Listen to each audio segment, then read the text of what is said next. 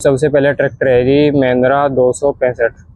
तो क्या मॉडल है अंकल जी? ये मॉडल है 17। अच्छा। हरियाणा नंबर जी ट्रैक्टर है, बिल्कुल ओरिजिनल, जी। सब कोई पूरा टचिंग नहीं है। छतरी भी लगी हुई है ट्रैक्टर पे। छतरी और कहाँ का नंबर है? टूटे फुटे कागज भर लो, गारंटी है। अच्छा जी। ठीक है जी। कहाँ का नंबर है ट्रैक्टर का? हरियाणा का बन्नौर। हरियाणा नंबर है। सही।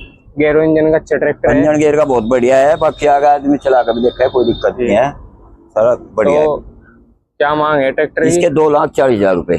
2,40,000 रुपए। क्या मॉडल बताया? मॉडल 17 17 मॉडल है। 2,40,000 रुपए महिंद्रा 265। तो जो भी किसान भाई लेने के लिए उसका आएंगे, मान सम्मान करा मान जाएगा। सम्मान जरूर किया जाएगा।